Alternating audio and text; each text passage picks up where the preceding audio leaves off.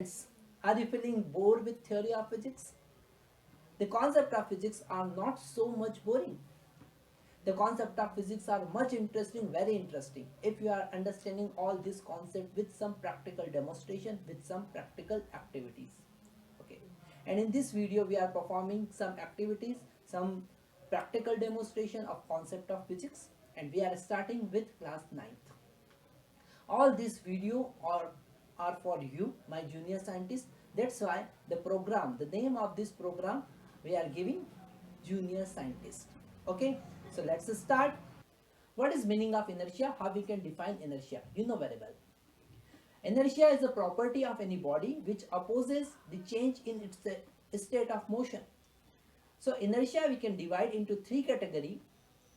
First is the inertia of rest, second inertia of motion, and third is inertia of direction. So we are doing some activity on each type of inertia. First we are taking inertia of rest. First we are talking about inertia of rest. So what is meaning of inertia of rest? It is property of any body due to which it opposes any change in its state of rest. Okay, if we are not applying any kind of force, any kind of external force on any body, it will remain in its rest position.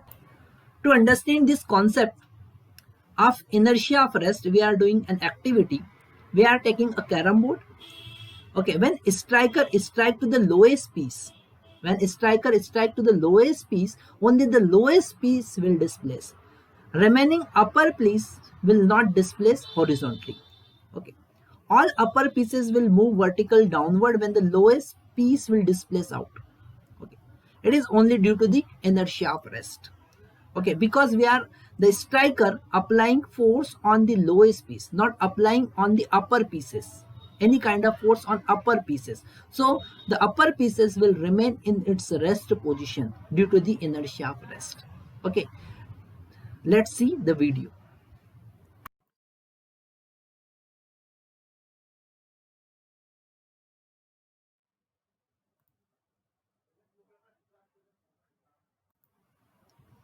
Now we are watching this video in slow motion. It is clearly observed that only the lowest piece will move, okay, will displace from its position. Okay, in both strikes, you can see it is clearly visible here. Okay, so only due to the concept of inertia of rest. Again, we are performing another activity to understand the concept of inertia of rest. Okay, in this activity, we are taking a glass beaker, a playing card, okay, a playing card, and a coin. If we are applying impulse on the playing card, only the playing card will move. Only the playing card will displace. Coin will move vertical downward in the glass. You can see. Okay, this coin is moving vertical downward. Okay, it is not displacing horizontally with the card. Why? Due to the inertia of rest. The horizontal motion of the coin is not happening. Okay, why? Because of the inertia of rest. It will move vertical downward into the glass. This is the concept of inertia of rest. Next we are talking about inertia of motion. What is meaning of inertia of motion? How we can define inertia of motion? Every body has property to oppose any kind of change in its state of motion. If a body is moving with constant velocity, it will remain in its constant velocity if we are not applying any kind of external force on it. If we are not applying any external force on the body, it will remain in its state of motion. It is also called as Newton's first law. Okay, it is also called as Newton's first law. Understanding the concept of inertia of motion, we are performing an activity in which me and my brother both are going somewhere in my car, and car was moving around 70 to 80 kilometer per hour. You can see in the video. But suddenly when I apply the brake, my brother moved forward.